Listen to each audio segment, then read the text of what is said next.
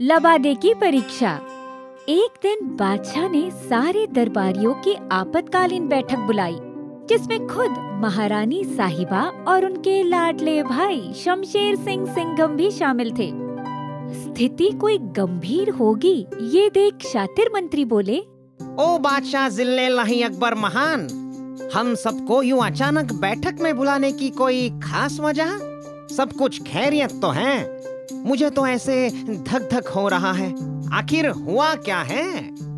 सही पहचाना तुमने शतीरुद्दीन, हम एक बड़ी दुविधा में फंस गए हैं। आप बस हुक्म कीजिए बादशाह अकबर, आपके लिए सारी दुनिया हिला देंगे हम। वो दरअसल समस्या ऐसी है कि महारानी हमसे रूठकर अपने मायके जाना चाहती है। अरे वाह, अब मेरा मतलब है, अरे क्या? पर क्यों महाराज, क्या हुआ? वो दरअसल मैं आपसे आखिरी बार कह रही हूँ, चुपचाप मेरे लाडले भाई को बीरबल की जगह शाही सलाहकार की पदवी दे दीजिए, वरना मैं हमेशा के लिए चली अपनी मायके। पर क्या तुमने देखा नहीं, बीरबल ने हर बार तुम्हारे भाई को लाडला भाई, हाँ वही, तुम्हारे लाडले भाई को कैसे मात दी है। सब जानकर भी तुम अनजान कैसे बन सकते हो? क्योंकि मैं अपने लाडले भाई से बहुत प्यार करती हूँ और उसका सुनहरा भविष्य देखना चाहती हूँ, इसलिए आप उसे एक आखिरी मौका दे। इस बार बीरबल तो क्या, मेरा लाडला भाई सारे दरबारियों को अपने अक्लमंदी से मात दे देगा। ओ तो ये बात है, मुझे लगता है महारानी के लाडले भाई को एक मौका दे देना चाहिए। वैसे भी बीरबल निजी कारणों से 2 महीने की छुट्टी पर जा रहा है, तो हमें उसकी जगह किसी और को रखना ही होगा बादशाह महान। सही कहा तुमने। इसलिए हम ये सोच रहे हैं कि जो कोई मेरी चुनौती को पार कर देगा, हम उसे बीरबल की जगह दे देंगे, और अगर उसके गैर मौजूदगी में उस व्यक्ति ने अच्छा काम किया तो वो उस पद पर हमेशा के लिए रह सकता है। इसका मतलब बीरबल की हमेशा के लिए छुट्टी। फिर क्या, बादशाह अपनी जगह से उठे और सामने एक लकड़ी के मेज के सामने जाकर खड़े हो गए। फिर उन्होंने अपने कमर पर बांधा हुआ लबादा खोला और उस मेज पर फैलकर लेट गए। ये देख सारे दरबारी अपना सिर खुजाने लगे। तभी बादशाह बोले, ये चद्दर देख रहे हो आप लोग, बस जो कोई मुझे इस चद्दर से सिर से अंगूठे तक ढक देगा, उसे बीरबल की जगह नौकरी पर रख दिया जाएगा। ये सुन तो सारे दरबारी हंस पड़े। उन्हें लगा इतनी आसान चुनौती तो कोई भी पार कर सकता है। और तभी शमशेर सिंह आत्मविश्वास के साथ वहाँ आए और उन्होंने उस कपड़े को हवा में अधिक आत्मविश्वास से घुमाते हुए कहा, अब देखो मैं जीजा जी को कैसे पूरी तरह ढक देता हूँ। इससे मेरे प्रति उनके आंखों में जो लगी हुई पट्टी है वो भी निकल जाएगी। और जैसे ही शमशेर सिंह ने वो कपड़ा बादशाह के ऊपर बिछाया, सब देख हैरान हो गए कि उससे तो बादशाह केवल सिर से पेट तक ही ढके है। शमशेर सिंह ने अपना सिर खुजाया और फिर उस कपड़े को यहाँ वहाँ ऊपर नीचे खींचने लगे, परंतु बादशाह को पूरा ढक नहीं पाए। ये देख वहाँ खड़ी महारानी ने अपना माथा पीटा और बोली, इससे कभी कुछ ना हो पाएगा, हमेशा मेरी नाक कटवा देता है। हा? शमशेर सिंह ने आखिर हार मान ही ली और फिर बाकी मंत्रियों ने एक एक कर अपनी किस्मत आजमानी चाहिए, पर कोई भी बादशाह की इस चुनौती को पार नहीं कर पाया। कभी सिर खुला रह जाता तो कभी पाँव। अकबर भी अब इस खींचातानी से थक रहे थे और तभी वहाँ आ पहुँचे बीरबल, जो बादशाह को इस अवस्था में देख चौंक गए। क्षमा चाहता हूँ महाराज, पर रेशम के बिस्तर पर सोने वाले आप आज इस कठोर लकड़ी पे क्यों लेटे हैं? बादशाह ने सारी घटना बीरबल को बताई, जिसे सुन वो हंस पड़े और बोले, मुझे ये चुनौती मंजूर है। बीरबल ने वो कपड़ा उठाया और बादशाह की स्थिति को ऊपर से नीचे परखने लगे। फिर उन्होंने कपड़े को देखा तो वो काफी छोटा था। आखिर उन्हें भी लगा कि शायद ये इतना आसान नहीं जितना दिखता है। हाँ देखा, बीरबल भी कोई खास नहीं। जीजा जी खामखा उन्हें जादूगर समझते हैं। तभी बीरबल की नजर सामने खड़ी एक दासी पर पड़ी, जिसके हाथ में कपड़े में लिपटा एक बच्चा था।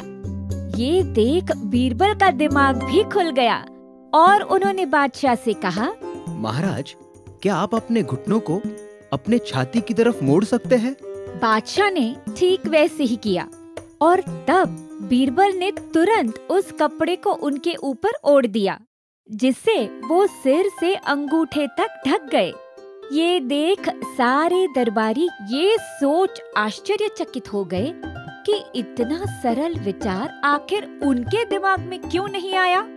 पर उनके पास अब बीरबल की प्रशंसा करने के अलावा और कोई रास्ता ही नहीं था।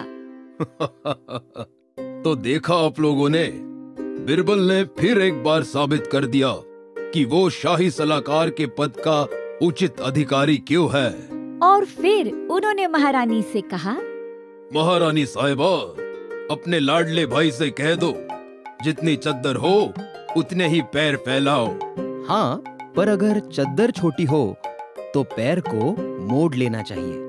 ये सुन बीरबल और बादशाह हंसने लगे और हमने ये सीखा कि जब चीजें ना बदले तो हमें अपना नजरिया बदलकर देखना चाहिए। रेती से चीनी अलग करना। सूरज की किरणें जंगल में चंदन के पेड़ों पर पड़ रही थी और मिट्टी की मनमोहक खुशबू हवा में बह रही थी। परंतु इस शांतिपूर्ण वातावरण के बीच एक व्यक्ति के चेहरे पर चिंता के बादल छाए हुए थे और वो व्यक्ति था आदिवासियों का सरदार झिंगालाला।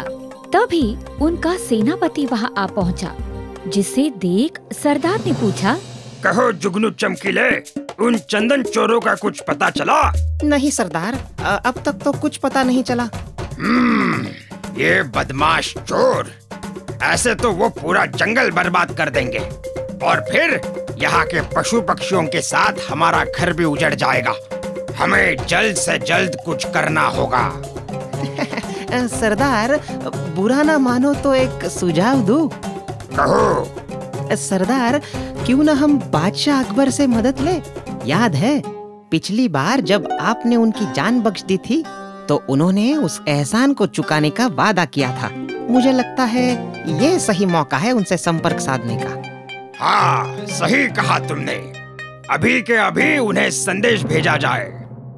फिर क्या, बिजली की रफ्तार से जुगनू के साथ उस संदेश को बादशाह के महल में भेजा गया। आदिवासी ने सारी बात बादशाह को बताई, जिसे सुन वो हंस पड़े। ये देख तो जुगनू चौंक पड़ा और उसे लगा कि बादशाह उनकी कोई मदद नहीं करेंगे। परंतु तब बादशाह बोले, बस इतनी सी बात, तुम अगर पहले यहाँ आते तो वो चंदन चोर कब के सलाखों के पीछे होते। वो कैसे? वो ऐसे कि राज्य के सभी अपराधियों की सूची हमारे सैनिकों के पास है। भले वो चंदन चोर हो, चिंदी चोर हो या फिर चड्डी चोर, तुम बेफिक्र होकर लौट जाओ। आज शाम तक वो चोर पकड़े जाएंगे। ये सुन जुगनू खुशी से तमतमाया और बादशाह को धन्यवाद कर वहाँ से लौट गया। फिर क्या, कुछ देर बाद बादशाह के आदेश अनुसार बीरबल कुछ सिपाहियों के साथ जंगल के रास्ते निकल पड़े। परंतु वहाँ पहुँचते ही आसमान में घने बादल छा गए और तेज बारिश शुरू हो गई। सारे लोग सिर छुपाने के लिए यहाँ वहाँ भागने लगे, जिस कारण बीरबल का कुर्ता एक डाली में अटक कर फट गया और उनका पाँव फिसला, जिससे वो कीचड़ में गिर पड़े। सौभाग्य से बारिश तो तुरंत रुक गई, पर दुर्भाग्य से बीरबल का हाल बेहाल हो गया था। इस कारण उन्हें पहचानना मुश्किल हो गया था और जब उन्होंने आसपास देखा तो सिपाहियों का कोई नामो निशान नहीं था। अरे अरे, ये सब कहाँ खो गए? या फिर मैं ही तो नहीं खो गया? जब उन्हें लगा कि स्थिति अब और बिगड़ नहीं सकती, तभी अचानक वहाँ कुछ आदिवासी आ गए और बीरबल की हालत देख एक बंदा जोर से चिल्लाया, चंदू चोरी, चंदू चोरी, चंदू चोरी। क्या चंदन चोर और मैं? फिर क्या, वे लोग बीरबल को किसी शिकार की तरह बांधकर वहाँ से ले गए और उन्हें उनके सरदार के पास ले आए, जिन्होंने उन आदिवासियों को चोर को पकड़ने के लिए शाबाशी दी। तब बीरबल बोले, नहीं नहीं, मैं चोर नहीं हूँ। आप लोगों को कोई गलतफहमी हो रही है। मैं हूँ बादशाह अकबर का सलाहकार बीरबल, जो आप सबकी मदद के लिए यहाँ आया है। ये सुन तो वहाँ कुछ पल के लिए सन्नाटा छा गया और फिर सब लोग फूट फूट कर हंसने लगे। हर चोर यही कहता है कि मैं चोर नहीं हूँ, परंतु आज पहली बार किसी चोर को अपने आप को न्याय प्रिय बीरबल बताते हुए सुना है। अब चुपचाप अपना जुल्म कबूल करो और सजा भुगतने के लिए तैयार हो जाओ। कैसी सजा? सजाए मौत। ये सुन तो बीरबल के हाथ पांव ठंडे पड़ गए। उन्हें समझ नहीं आ रहा था कि उन आदिवासियों को कैसे यकीन दिलाए कि वो कोई चोर नहीं बल्कि बीरबल है। फिर भी उन्होंने हिम्मत दिखाते हुए कहा, ठीक है, मैं सजा भुगतने के लिए तैयार हूँ, पर आप ये साबित तो करो कि चोरी मैंने ही की है। क्या आपके यहाँ सिर्फ शक के बिना पर सजा दी जाती है? क्या ये अन्याय नहीं है? ये सुन सरदार झिंगालाला ने इस पर विचार किया और बोले, ठीक है, हम तुम्हें एक मौका देते हैं। हम सबने बीरबल की चतुराई के किस्से सुने हैं, तो तुम्हें अपने आप को बीरबल साबित करने के लिए किसी कठिन चुनौती का सामना करना होगा।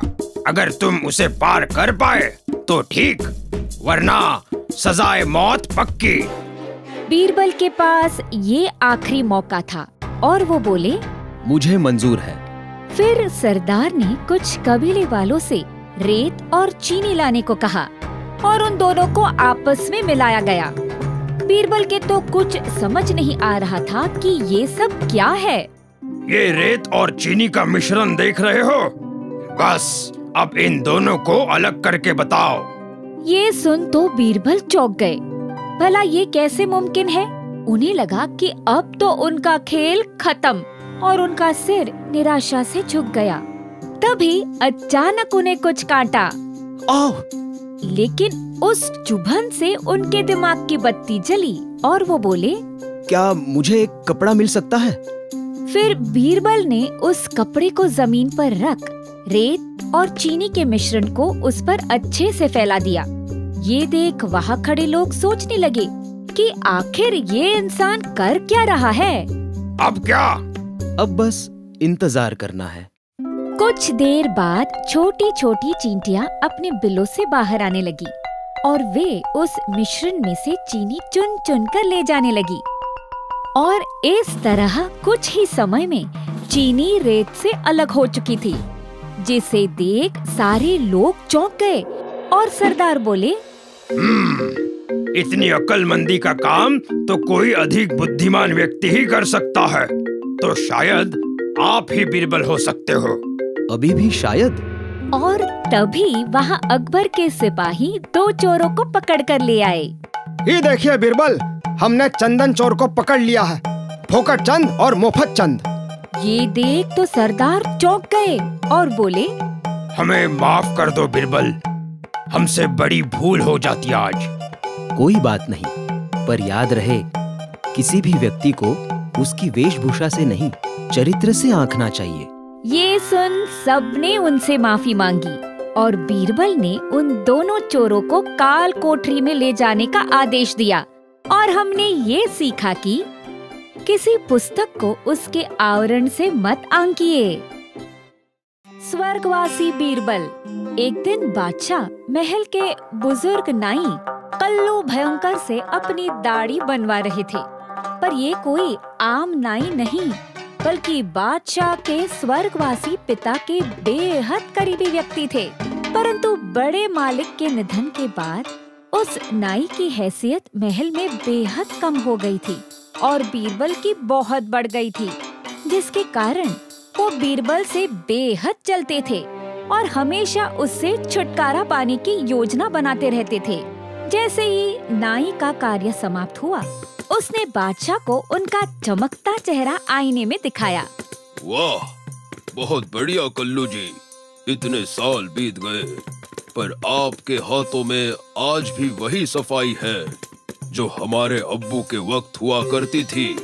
हमें आज भी याद है, अगर आप महल में मौजूद नहीं होते तो अब्बू तब तक दाढ़ी नहीं बनाते जब तक आप लौट कर ना आ जाए। ये सुन नाई के दिमाग में एक शातिर योजना आई और वो बोले, बिल्कुल छोटे मालिक, आपके पिताजी मुझे हर बात साझा करते थे। इतना ही नहीं, आज भी वे कई बार मेरे सपने में आकर अपना दुख दर्द बताते हैं। क्या हमारे अब्बू जान को किस बात का दुख है भला? वैसे तो कोई गंभीर समस्या नहीं है, पर वे वहाँ स्वर्ग में बेहद उब जाते हैं। उन्हें काफी अकेलापन महसूस होता है। वो तो कई बार कहते हैं कि काश स्वर्ग में उनके मनोरंजन के लिए कोई होता। ये सुन बादशाह अकबर बेचैन हो गए, जिसे देख नाई समझ गए कि तीर निशाने पर लग रहा है और वो बोले, हाँ, आप चिंता मत कीजिए छोटे मालिक, इस चीज का उपाय भी आपके अब्बू ने दिया है, परंतु वो आसान नहीं होगा। हम अपने अब्बू की खुशी के लिए कुछ भी कर सकते हैं, आप बस हुक्म दे। वो दरअसल बड़े मालिक ने कहा है, अगर हम किसी मनोरंजक व्यक्ति को कुछ वक्त के लिए स्वर्ग में भेज दें तो बहुत अच्छा होगा। उससे उनकी आत्मा को शांति मिलेगी। क्यों? ये कैसे मुमकिन है? क्या कोई स्वर्ग की यात्रा कर वापस आ सकता है भला? किसी आम व्यक्ति के लिए तो ये मुमकिन नहीं, परंतु मैं एक बाबा को जानता हूँ जो इस तंत्र विद्या में माहिर है। बादशाह ने इस पर विचार किया और बोले, ठीक है, परंतु इस कार्य के लिए स्वर्ग किसे भेजना चाहिए वो भी तो जानना जरूरी है। वो सब आप उस तंत्र बाबा के मंत्र पर छोड़ दीजिए। ठीक है, आज शाम को उन्हें दरबार में पेश किया जाए। ये सुन तो कल्लू भयंकर के मन में लड्डू फूटने लगे और वे खुद से बोले, अब तो उस बीरबल से हमेशा हमेशा के लिए छुटकारा मिल जाएगा। संध्या के वक्त वो तंत्र बाबा दरबार आ पहुँचे और बोले, अलग निरंजन, अलग निरंजन। प्रणाम बादशाह अकबर, सुना है आपने मुझे याद किया। जी हाँ, वो दरअसल आपको कुछ बताने की जरूरत नहीं बादशाह अकबर, मैंने अपने अंतर शक्ति से सब जान लिया है। वाह, तो आप ही बताए, हमारे अब्बू की आत्मा के शांति के लिए हम स्वर्ग किसे भेजे? तंत्र बाबा ने सोच समझकर अपनी दाढ़ी को सहलाते हुए कहा, ऐसी यात्रा के लिए एक बेहद बुद्धिमान आत्मा की जरूरत पड़ेगी, और जैसे कि आप जानते हैं यहाँ ऐसा केवल एक ही व्यक्ति है, बीरबल। क्या?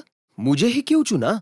अपने सबसे चहीते व्यक्ति को इस कार्य के लिए देख बादशाह बेहद भावुक हो गए, परंतु वो ये भी जानते थे कि उनके पिता का मन केवल बीरबल जैसा व्यक्ति ही बहला सकता है।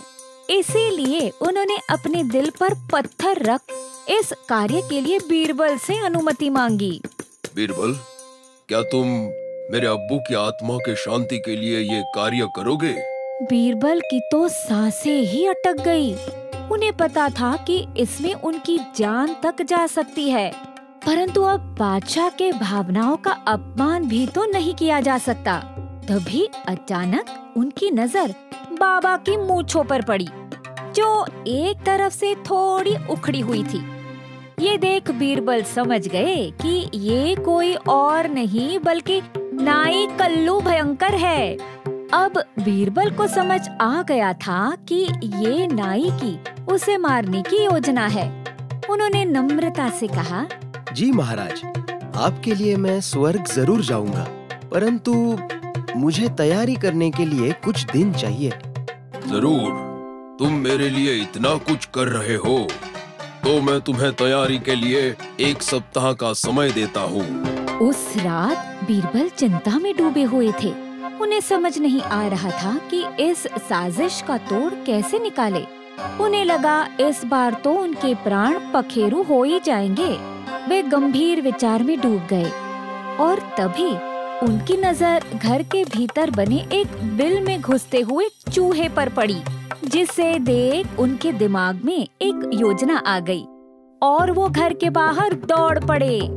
योजना अनुसार उन्होंने अपने घर के पास एक खाई खोदना शुरू किया जो उसकी कब्र का काम करेगी, और फिर उन्होंने उस कब्र के अंदर से ठीक किसी चूहे के बिल की तरह एक सुरंग बनाना शुरू किया जो ठीक उनके घर के अंदर कमरे तक जाती।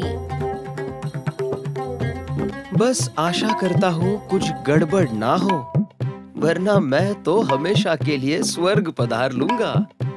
अगले दिन बीरबल दरबार पहुँचे और बादशाह से कहा, महाराज, मैं स्वर्ग जाने के लिए तैयार हूँ, परंतु मेरी 2 शर्तें हैं। वो शर्तें क्या है? पहली शर्त ये है कि मुझे मेरे घर के पास ही दफनाया जाए। दूसरी, मैं ये चाहता हूँ कि मुझे जीवित ही दफनाया जाए ताकि मैं जिंदा ही स्वर्ग पहुँचूं और आपके पूज्य पिता का साथ दे सकूं। बादशाह को बात ठीक लगी। उन्होंने तुरंत इन शर्तों को मान लिया और बीरबल को दफनाने की तारीख तय कर दी। आखिर वो कठिन घड़ी आ गई और शर्तों के अनुसार बीरबल को उनके घर के पास की कब्र में दफनाया गया। ये देख अकबर काफी भावुक तो हुए, परंतु उन्हें उम्मीद थी कि तंत्र बाबा के कहे अनुसार बीरबल एक दिन जिंदा लौट आएंगे। विधि पूरी होने के बाद वो सब वहाँ से चले गए और मौका देख बीरबल आहिस्ता आहिस्ता चुपचाप सुरंग से होते हुए अपने घर के अंदर पहुँच गए। वाह, अब बस करना होगा इंतजार। फिर क्या, अगले 6 महीने तक वो अपने घर के अंदर बंद रहा। उन्होंने अपनी पत्नी से कहकर खाने पीने का इंतजाम कर लिया था और साथ ही इस राज को बनाए रखने में मदद भी मांगी, जिस कारण वो किसी विधवा की तरह ही बाहर जाती। इस तरह देखते देखते 7 महीने बीत गए और आखिरकार बीरबल लंबी दाढ़ी और बिखरे बाल लिए बाहर निकले और सीधा दरबार की ओर निकल पड़े। दरबार पहुंचते ही उसे देख सब चौंक गए। नाई की तो हालत ही पतली हो गई, पर बादशाह खुशी के मारे फूला न समा पाए। बीरबल, आखिरकार तुम वापस आ ही गए। जी महाराज, आपके आदेश अनुसार स्वर्ग में मैंने आपके पूज्य पिताजी का खूब मनोरंजन किया और अब वे बेहद खुश हैं। पर क्या? पर जैसे कि आप देख सकते हैं, मेरी दाढ़ी मूंछ बेहद बढ़ चुकी है और यही दशा आपके पिताजी की भी हो चुकी है। इसका कारण ये है कि स्वर्ग में किसी अच्छे नाई की कमी है और आप तो जानते ही हैं, आपके पिता केवल कल्लू भयंकर से ही दाढ़ी करवाते थे। इसलिए उन्होंने आदेश दिया है कि जल्द से जल्द कल्लू नाई को स्वर्ग भेज दिया जाए। ये सुन तो कल्लू नाई के पाँव के नीचे से जमीन ही खिसक गई। वो समझ गए कि बीरबल की बुद्धि को हराना मुमकिन नहीं, इसीलिए वो घुटनों पे आ गिरे और अपना जुल्म कबूलते हुए दया की भीख मांगने लगे। मुझे माफ कर दो मालिक, मैंने जलन के कारण बहुत बड़ी गलती कर दी, मुझे माफ कर दो। ये देख तो बादशाह बेहद चौंक गए। उन्हें यकीन नहीं हुआ कि इतना पुराना सेवक इतना नीचे भी गिर सकता है, परंतु इतनी बड़ी गलती को माफ भी नहीं किया जा सकता था। इसलिए वो क्रोधित हो बोले, आपने केवल मेरी भावनाओं को ही ठेस नहीं पहुंचाया है, बल्कि बीरबल की जान भी खतरे में डाली है। इसकी सजा मिलेगी, बराबर मिलेगी। अब से आप शाही दरबारियों की नहीं, काल कोठरी के कैदियों की दाढ़ी बनाओगे। सिपाहियों, ले जाओ इन्हें। फिर क्या, सिपाही उन्हें काल कोठरी ले गए और बादशाह ने बीरबल से अपनी गलती के लिए माफी मांगते हुए उन्हें इनाम में हीरे जवाहरात दिए। और हमने ये सीखा कि बुरा चाहने वालों का बुरा ही होता है। 3 रुपयों की चुनौती। एक दिन बादशाह अकबर बेसब्री से किसी का इंतजार कर रहे थे।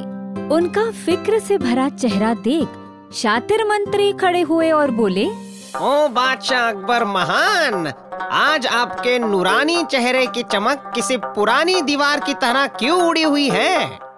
वो दरअसल हम बीरबल का इंतजार कर रहे हैं। उसे हमने एक बहुत ही महत्वपूर्ण कार्य के लिए भेजा हुआ है। फिर क्या? बीरबल का नाम सुनते ही शातिर मंत्री के मन में जलन की आग ऐसी सुलगी जैसे नया सोने का हार बनाने पर पड़ोस की औरतें जल उठती है। मुझे तो समझ नहीं आता, आप सारे महत्वपूर्ण कार्य उस लेट लतीफ बीरबल को ही क्यों सौंपते हैं?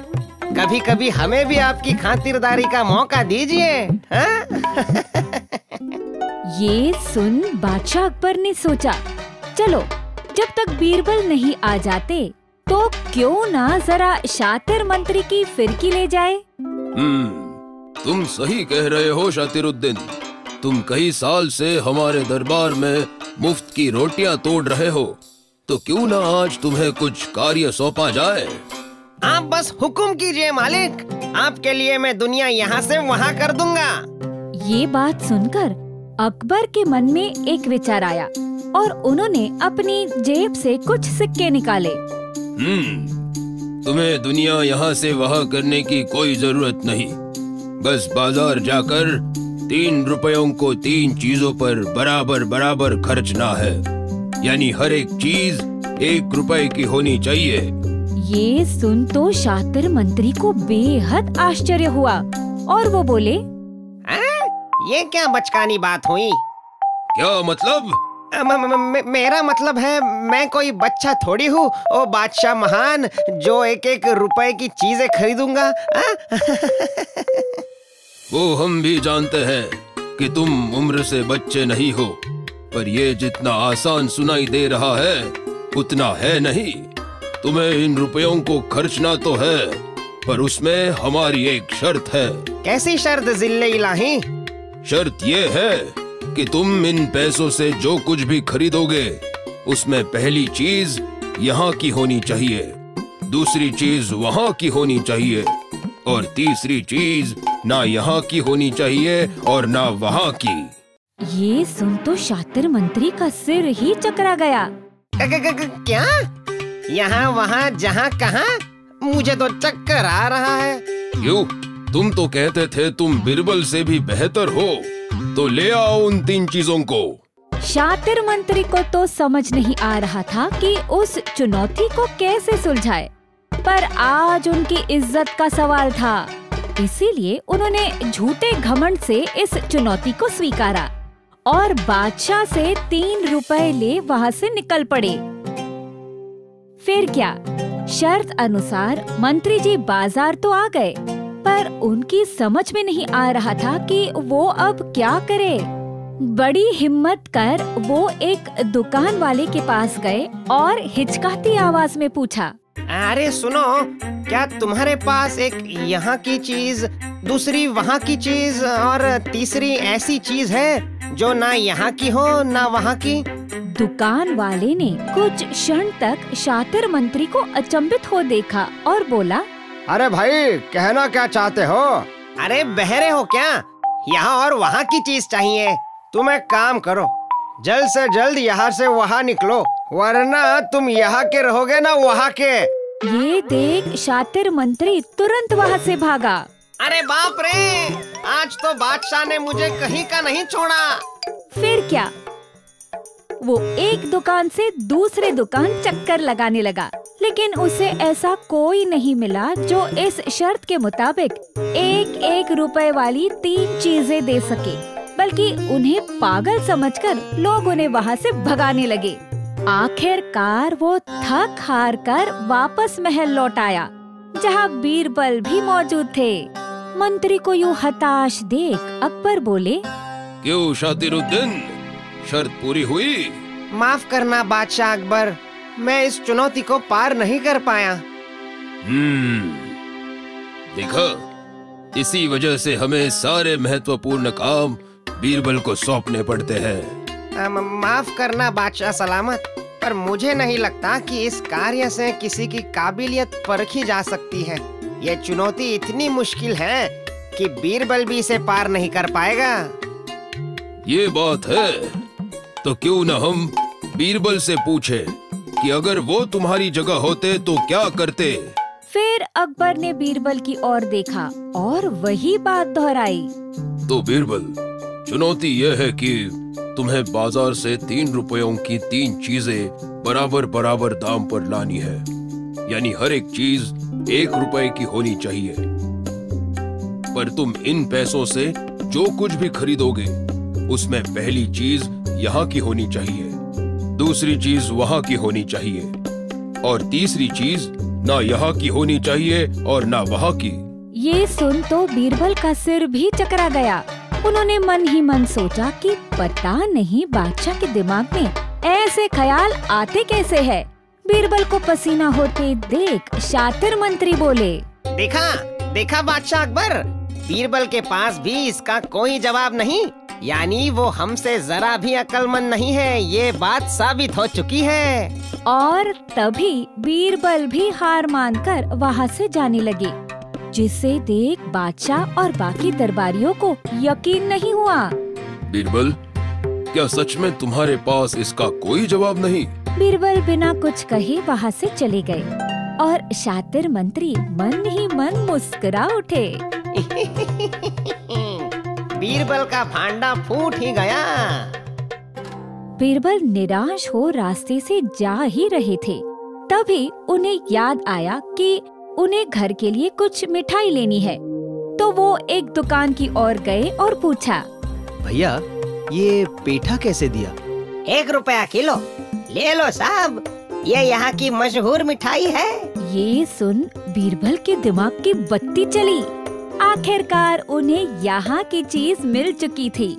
ठीक उसी वक्त उनके पास एक भिखारी आ गया। ऊपर वाले के नाम पर कुछ दे दे बाबा, तू 1 देगा तो वो 1000 देगा, रोटी तू देगा तो वो अचार देगा। बीरबल ने अपनी जेब से कुछ सिक्के निकाले और उसमें से 1 रुपया उसे दे दिया। ऊपर वाला तुम्हारा भला करे। ये सुन बीरबल के तो होश ही उड़ गए और वो खुशी से उछल पड़े। और तभी उनके हाथ से एक सिक्का गिर गया, जो रेंगते हुए एक जुए का खेल दिखाते व्यक्ति के सामने आ गिर पड़ा। उसने कटोरी उठाई और बोला, गेंद इसमें नहीं है, तुम हार गए। ये सुन बीरबल का दिमाग किसी घोड़े से तेज दौड़ा और उससे भी तेज दौड़े खुद बीरबल। मिल गया जवाब, जवाब मिल गया। बीरबल तेजी से दरबार लौटे और हाफते हुए कहा, महाराज, मैंने 3 रुपए यहाँ वहाँ और ना यहाँ वहाँ पे खर्च कर दिए हैं। वो कैसे? पहला 1 रुपया मैंने मिठाई पर खर्च कर दिया, जो यहाँ इस दुनिया की चीज है। दूसरा रुपया मैंने एक गरीब फकीर को दान किया, जिससे मुझे पुण्य मिला, जो वहाँ यानी स्वर्ग की चीज है। और तीसरा रुपया मैं जुए में हार गया। इस तरह जुए में हारा रुपया वो तीसरी चीज थी, जो ना यहाँ मेरे काम आई ना वहाँ, वो स्वर्ग में भी मुझे नसीब नहीं होगी। ये सुन तो सारे दरबारी कुछ देर के लिए दंग रह गए और अचानक जोर जोर से तालियां बजाने लगे।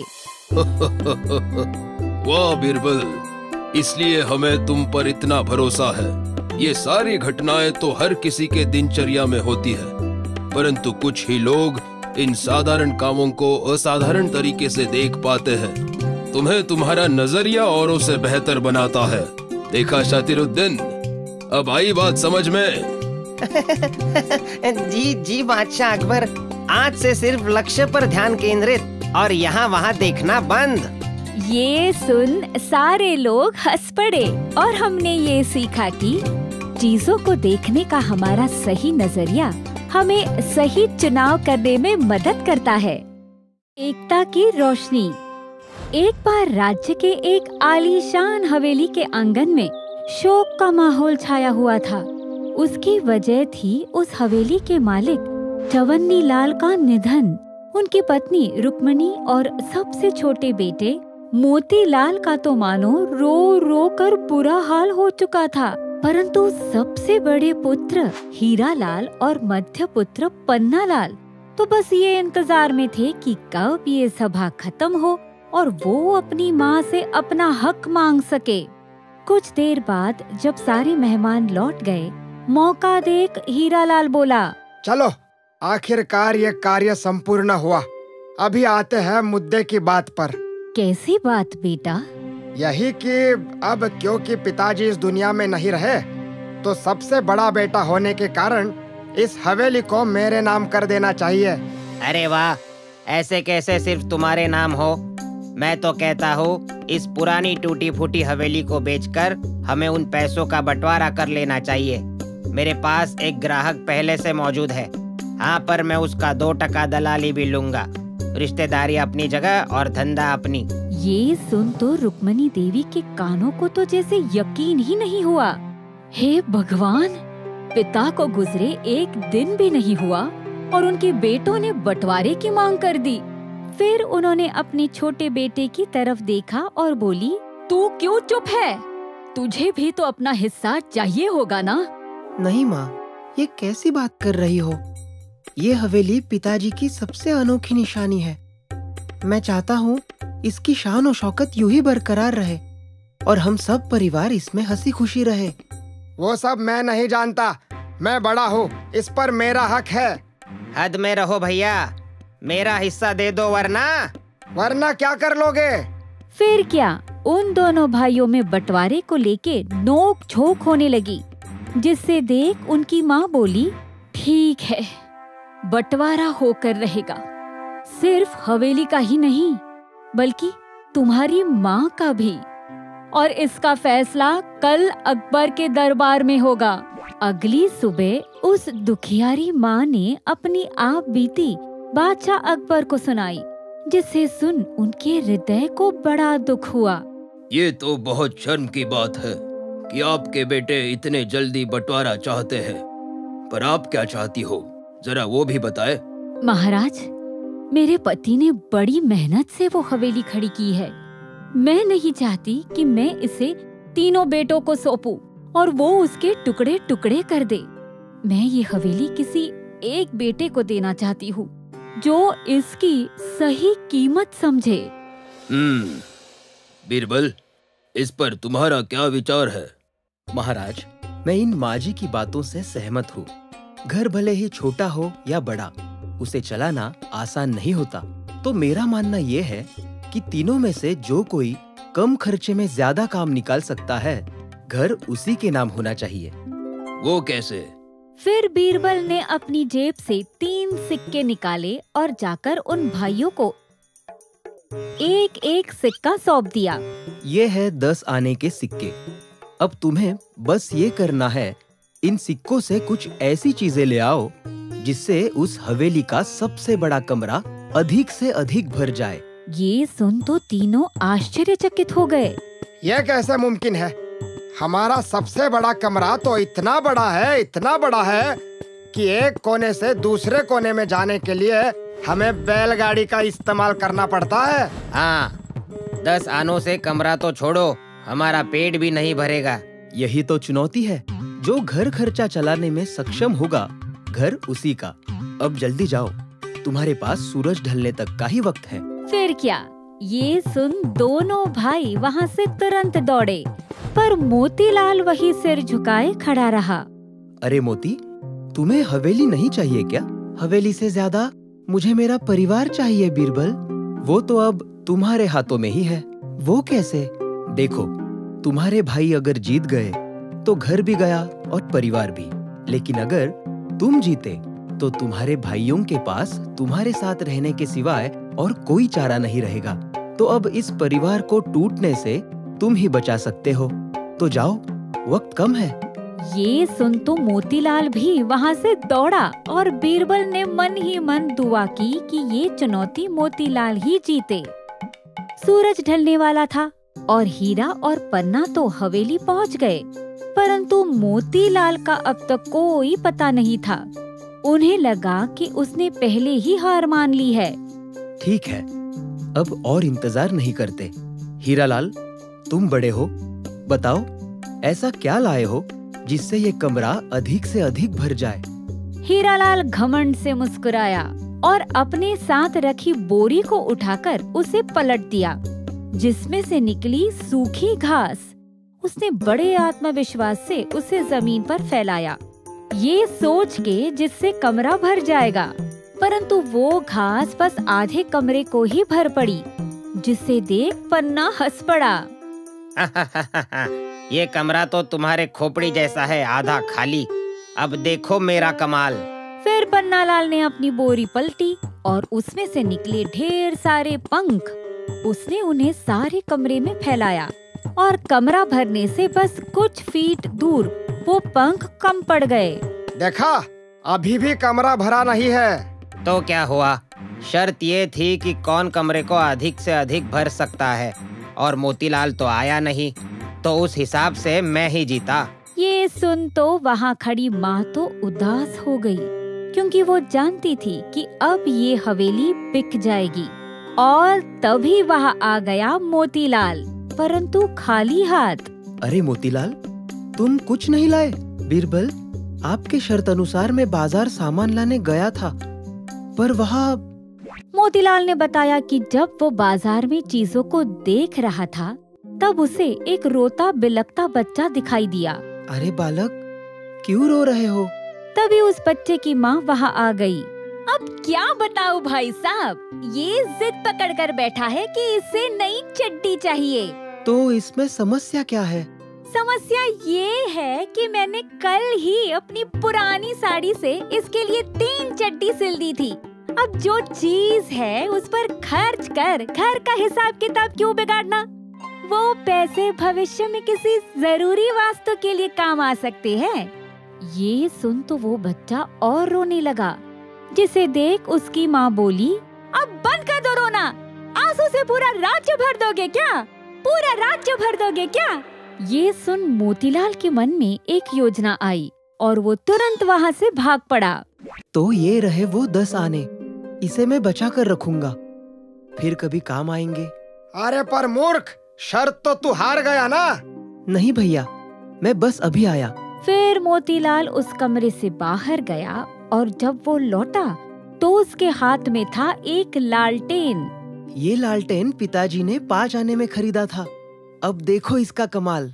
फिर क्या, जैसे ही मोतीलाल ने लालटेन को जलाया, उससे निकली रोशनी ने जमीन से लेकर दीवारें और यहाँ तक कि छत को भी अपनी कोमल प्रकाश से भर दिया। ढलते सूरज के अंधकार की चुनौती उस अग्नि ने पार कर ली थी। क्यों, भर गया ना कमरा, वो भी बिना किसी खर्चे के। और तो और इस लालटेन से पिताजी की यादें हमारे घर को हमेशा जगमगाए रखेगी, जिससे उनके होने का एहसास भी बना रहेगा। ये देख रुक्मणी देवी और बीरबल बहुत खुश हुए और बड़े भाइयों का सिर शर्म से नीचे झुक गया। वाह मोतीलाल, तुमने तो कमाल कर दिया। अब चुनौती के अनुसार ये हवेली तुम्हारी। नहीं बीरबल, ये हवेली सारे परिवार की है और यूं ही बनी रहेगी। सच्ची विरासत धन दौलत नहीं, बल्कि वो बंधन है जिसे हम एक परिवार के रूप में साझा करते हैं। ये सुन तो दोनों बड़े भाइयों के आंखों में आंसू आ गए और उन्होंने अपनी माता और छोटे भाई से अपनी गलती की माफी मांगी और हमेशा एक साथ रहने का वादा किया। और हमने ये सीखा कि अगर दिल के तार जुड़े रहे तो बंटवारा कभी नहीं हो सकता।